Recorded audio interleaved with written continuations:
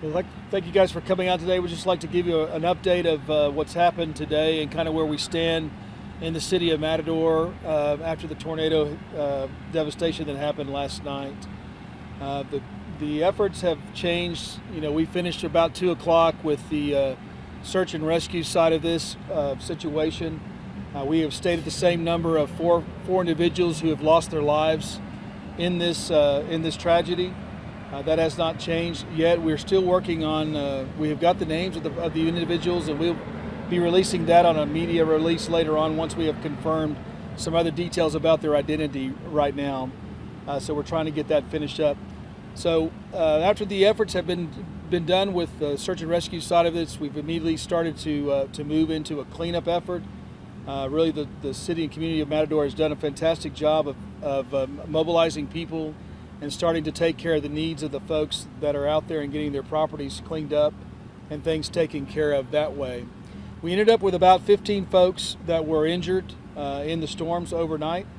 That number hasn't changed yet as far as anyone else reporting injury at this time.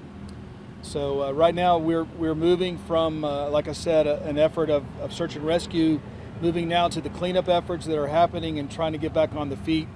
Looks like we maybe have some power restored according to the power companies. Looking around Friday, possibly, and then maybe full service around Saturday or Sunday, depending on how the work goes and if they run into any problems along the way. The city of Matador, they just really want to say thank you to all the surrounding communities and those people who have reached out to them. They've been an overwhelming support of people who have come in and have given things like supplies, food, water, that kind of stuff that has come into the community. We are asking right now that we don't need any more water. They've got so much water now they can't even store it all, and so it's time for those things to maybe stop at this point. They've got all the things they need as far as those needs go.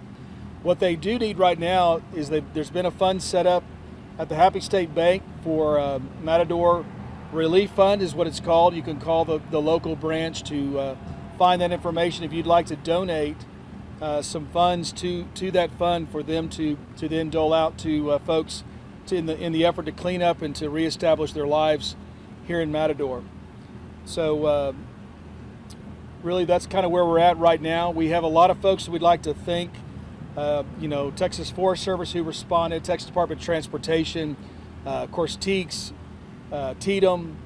We had also the Texas Task Force 2 that came out and helped with the after daylight. They came out and did the search to make sure that everybody who was hurt or injured was located.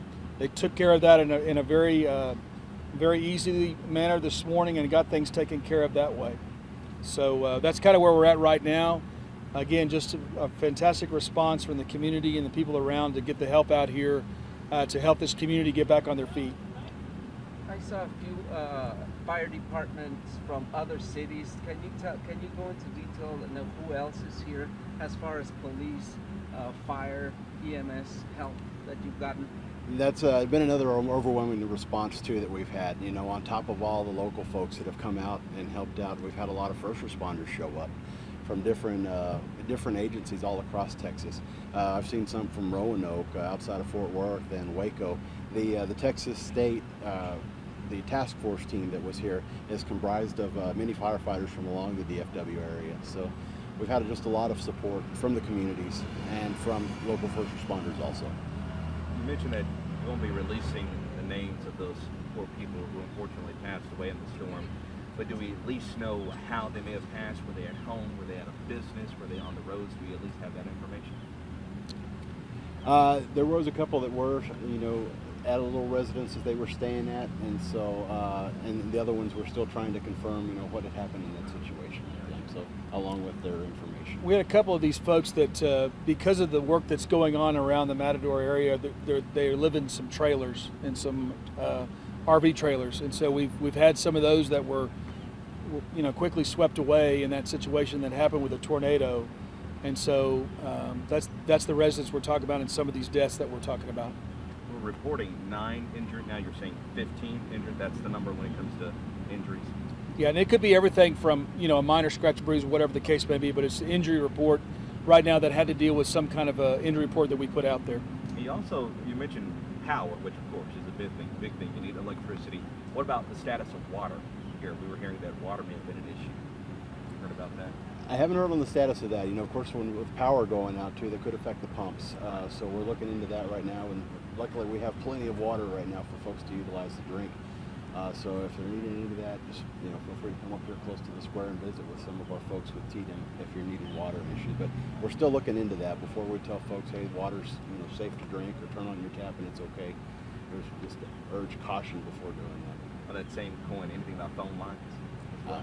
Haven't heard anything on that. They're still working on that too, and so hopefully, yeah, a lot of these utilities will be up and running as things kind of still unfold.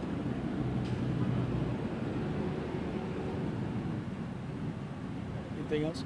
I would like to just add that we are, just to reiterate about the donations for cash. If you want to do something for the folks at Matador, change your donation styles to not really trying to bring something hard shell here.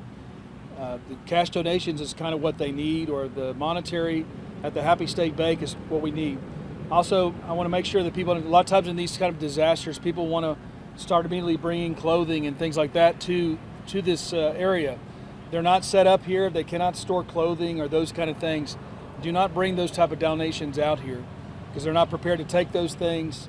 The very best way that you can help Matador is a couple of things. Probably pray for them and the people that are here, and then also give some money to them, because the cash is what they need to be able to put their lives back together, and being able to have a source of money available will help them do that. Oh, one last thing, and then from your guys' end, everything's pretty much squared away as far as search and all that. So tomorrow it's just all about like cleanup and recovery. Yeah, we've already started. The cleanup effort has already begun. Again, we put to bed everyone has been accounted for in the city. And so once that has been done and we've cleared out and made sure that everything is safe, they're starting to now do the cleanup efforts to remove all the debris from the city properties and the places that have been destroyed, and then coming back in there to look at the rebuilding process about what it's going to take to get people back reestablished in their homes. When things like this happen, there can sometimes be an uptick in those who don't have the right intentions, those thieves, trying to take advantage of people that are now suffering. I imagine DPS, you guys will be out there around the clock throughout the night. Oh, yes, sir. Yeah, and we do have multiple troops that are going to be patrolling the area and making sure everything's safe. There hadn't been a curfew set up, but like I said, we do have plenty of law enforcement.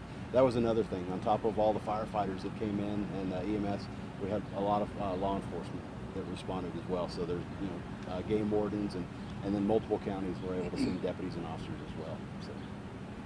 Now, I would like to just say here that it's really good to see your emergency management folks come together when these kind of disasters hit. It's one of the reasons why we train and do so much work with emergency management across the state of Texas. They have great individuals who work for TDM, which is Texas Emergency Management, part of our system. Came in here, be able to put things together, get this operation going. And of course, when people just reach out, the communities came together, really giving a helping hand to one another. It really makes things, a very bad situation, turn into a lot of bright hope of light that's been given in this situation. And so we do appreciate everyone who's come out. The outpouring of citizens' help here has just been overwhelming. Thank you all. Appreciate it.